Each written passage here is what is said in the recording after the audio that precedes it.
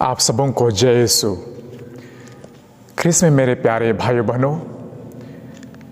आज हम सभी लोग 40 काल के दूसरे रविवार में प्रवेश करते हैं और आज के सभी पाठ है हमें ईश्वर पर विश्वास एवं भरोसा के साथ अपने आप को नवीनीकरण बदलने के लिए हमें बुलाती है।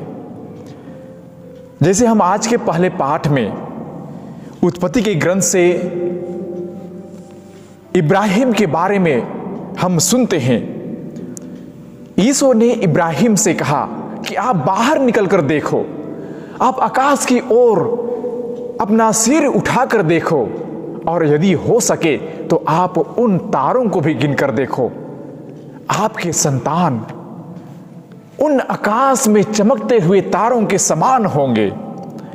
और ईश्वर ने अपने संतति को उन्हें देते हुए यह कहा कि आप इसी प्रकार पूरे संसार में फैल जाओगे। और ईश्वर ने उन्हें क्यों दिया? क्योंकि हमारा इब्राहिम जो विश्वासियों का पिता कहलाता है, वह ईश्वर पर विश्वास किया।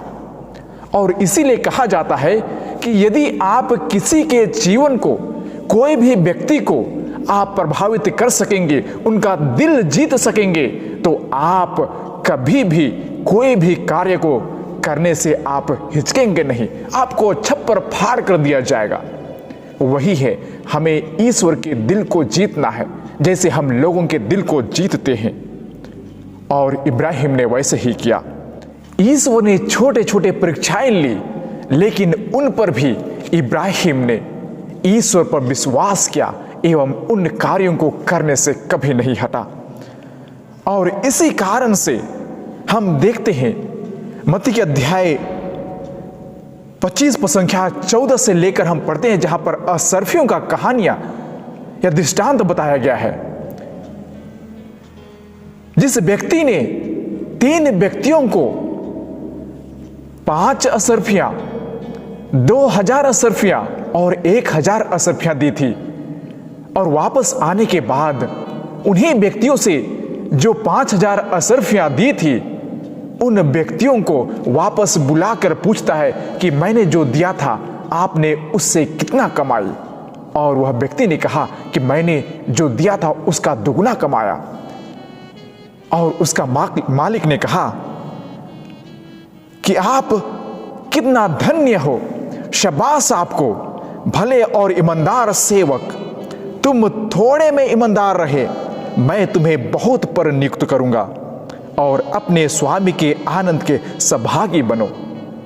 मैं याद करता हूं, हमारे कई सारे भाई बहने बाहर कमाने जाते हैं, दूसरों के अंदर में नौकर चाकर करते हैं, लेकिन जब ये व्यक्ति अपने पूर्ण स्वभाव से, ईमानदारी से काम करते हैं, तो वहां का सदस्य, उनका मालिक कहता है कि मैं आपका जितना भी खर्च होगा, आपके जितने भी कमियां होंगे, हम सभी कुछ देने को तैयार हैं। सब कुछ उनके नाम पर वे प्रदान करने के लिए तैयार हो जाते हैं, क्योंकि हम उनका दिल जीत चुके हैं, क्योंकि हम उन पर विश्वास करते हैं, वे हमारे ऊपर विश्वास करते हैं। यही कारण है कि परमेश्वर, यदि हम एक बार उनके अंदर रहकर विश्वासी बन गए, तो परमेश्वर छप्पड़ फाड़ कर सब कुछ देने को तैयार हो जाते हैं, राजी हो जाते हैं। और वैसे ही आज के दूसरे पाठ में भी संत पौलुस फिलिपियों के नाम कहते हैं कि आप मेरा अनुसरण कीजिए, मेरे जीवन से आप कुछ सीख लीजिए, क्योंकि मैंने आपके जैसे ही साधारण जीवन जीकर परमेश्वर के वचन को, उनके सुसमाचार को मैं फैला रहा हूं, और आप भी वैसे ही क्या कीजिए। लेकिन हम में से कई सारे लोग हैं जो परमेश्वर के इस वचन को हम समझ नहीं पाते हैं, और हम परमेश्वर के क्रूसित महान प्रभु मसीह को हम बदनाम करते हैं, हम उसका शत्रु बन जाते हैं, क्योंकि हम अपना कार्य नहीं करते हैं। और इसीलिए हम परमेश्वर की आराधना ना करके हम अपने भोजन की आराधना करने लगते हैं, हम अपने कामों में व्यस्त हो जाते हैं। मैं याद करता हूं, अभी यह 40 चल रही है और हम गांव गांव जाकर लोगों को विनती उपवास दे रहे हैं, लेकिन फिर भी मैं हमारे कई सारे लोग हैं जो 1 घंटा समय नहीं निकाल पाते हैं। हम अपने कामों में व्यस्त हैं, हम अपने छोटे छोटे कर्मों में अपने पेट के खातिर हम थोड़ा भी समय परमेश्वर के लिए नहीं दे पाते हैं। और वही कारण है कि हम परमेश्वर पर क्या विश्वास एवं भरोसा करते हैं। क्या हम अपने इस निजी जीवन को हम इस संसार में ही भूल गए हैं? और क्या हमें यह पता है कि हम सभी लोग, हमारा देश या स्वदेश हमारा उस स्वर्ग राज्य में है, यहाँ इस धरती पर नहीं। और इसीलिए हमें उस स्वर्ग राज्य में प्रवेश पाने के लिए हमें यहाँ पर अच्छा कार्य करना है, ईश्वर की राह पर हमें चलना है। और संत पौलुस कहते हैं कि मैं आपसे बहुत प्यार करता हूँ, इतना प्यार करता हूँ, मैं आप लोगों से इतना प्यार करता हूँ कि मुझे आपसे मिलने के लिए तत्पर रहता हूँ। बहुत खुशी होती है, बहुत ही इच्छा होती है कि हम आपसे कब मिलेंगे। और वैसे ही जब मैं आपके बारे में सोचता हूँ तो मेरे मन में आनंद का भाव और मुकुट हमारे ऊपर छा जाता है। और वही है, यदि हम किसी को इतना प्यार करते हैं, मोहब्बत करते हैं अच्छे जीवन में लाने के लिए, तो हम सब कुछ न्यौछावर करने के लिए हम तत्पर हो जाते हैं। और वैसे ही आज के सुसमाचार में भी हमारे प्रभु यीशु मसीह पर्वत पर जाते हैं प्रार्थना करने के लिए, एक सुनसान जगह में, एक ऐसी जगह में जहां पर ईसा मसीह अपना मुखमंडल वे रूपांतरण कर देते हैं। और जहां उनके साथ 3 शिष्यगण थे, पेतरुस, योहन और याकूब। ये तीनों व्यक्तियों ने इस प्रभु यीशु मसीह को रूपांतरण होते हुए देखा और उन्हें पता नहीं था कि हम क्या कहें। और ये यह भी कह डाले कि हम यहाँ पर 3 तंबू बनाएंगे। लेकिन परमेश्वर का वह इच्छा नहीं था कि हम इस धरती पर किसी के नाम पर हम यहाँ 3 तंबू डालें, हम मंदिर या मस्जिद या गिरजाघर बनाएं। लेकिन हमें ईश्वर की वाणी को सुनने के लिए आह्वान दिया जाता है। हमें से कई सारे लोग होते हैं जो इस सांसारिक शब्दों में, इस बहुत सारे आवाजों में हम भूल गए हैं, हम खो चुके हैं।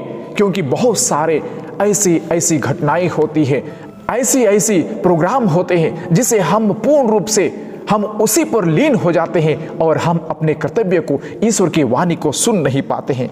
और इसीलिए हमें ईश्वर के ग्रंथ को पढ़ना अति आवश्यक है। और ईश्वर हमें कहाँ मिलेंगे? हम दर दर भटकते रहते हैं कि ईश्वर इस संसार में कहाँ मिल सकते हैं, हम कहाँ उसकी वाणी सुन सकते हैं। लेकिन हम राजाओं का पहला ग्रंथ में अध्याय 19 में हम पढ़ते हैं कि जहाँ पर इलिया भी ईश्वर को खोजने के लिए वह दर दर भटक रहा था, वह टूट गया था, लड़ाई झगड़ा में, संसारिक सभी मोह माया में वह खो चुका था। लेकिन वह परमेश्वर की वाणी को खोजने के लिए वह तत्पर था। और वह उस पहाड़ के गुफा के अंदर था जब प्रभु ने उनके आगे आगे एक प्रचंड आंधी चली, जहां पहाड़ फट गए और चट्टान टूट गई, किंतु उस आंधी में भी परमेश्वर को नहीं देख पाया। और आंधी के बाद भूकंप हुआ, किंतु प्रभु भूकंप में भी नहीं था। भूकंप के बाद अग्नि दिखाई पड़ी, किंतु प्रभु अग्नि में भी नहीं था। और अग्नि के बाद मंद समीर की सरसराहट सुनाई पड़ी और उस पर प्रभु की वाणी सुनाई पड़ी। यदि हम आज के जीवन में हम अपने जीवन को झोंक कर देखें या उस पर हम अपने आप को डालकर देखें, तो हम कब शांत भाव दिखाते हैं, हम कब अपना जीवन को हम परमेश्वर के लिए पूर्ण रूप से अर्पित करते हैं? जब हम प्रार्थना के लिए बैठते हैं, जब हम अपने आप को शांत रखते हैं। हम दुनियादारी चीज़ों में हम भटके हुए हैं, हम भूल गए हैं, हम व्यस्त रहते हैं। लेकिन क्या हमें थोड़ा भी समय बिताने के लिए, ईश्वर के सामने शांत भाव से बैठने के लिए एकांत जगह हमें क्या मिल सकती है? यदि हम एकांत जगह पाके थोड़ा भी समय बिताएंगे, जरूर परमेश्वर की वाणी हमें सुनाई देगी। यह 40 का समय है जहां पर हम सभी लोगों को शांत एक एकांत जगह में थोड़ी देरी मौन रहकर हमें प्रार्थना करने के लिए आह्वान देती है। वहीं पर हम ईश्वर के वाणी को हम सुन सकते हैं, हम अपने आप को परिवर्तन कर सकते हैं, रूपांतरण कर सकते हैं। क्योंकि जब परमेश्वर का रूपांतरण हुआ तो उनके शिष्यों ने उन सभी आवाजों के बाद शांत हो गए, तब उन्होंने परमेश्वर की वाणी सुनाई पड़ी और यह कहा कि यह मेरा परम प्रिय पुत्र है और इसकी सुनो। हमें भी यही कहा जाता है कि हम उस परमेश्वर के परम प्रिय पुत्र के आवाज को सुने, उसकी सुनो। हम उनके अनुयायी हैं, हम उनको सुनने की हम चेष्टा रखते हैं। हम यह प्रार्थना करते हैं कि प्रभु हमें वह शांत और अच्छा मौका हमें प्रदान किया है, हम उसका सदुपयोग करें और हम आपकी वाणी को सुने और सुनकर आपके ही चरणों पर चल सके। यह जो हमारा चालीसा है वह हमारे लिए एक अच्छा, सुखद एवं फलदायक बने। आइए हम इस प्रार्थना को ईश्वर के सामने चढ़ाएं और हम इस 40 काल में हम अपने आप को परमेश्वर के समान रूपांतरित करें।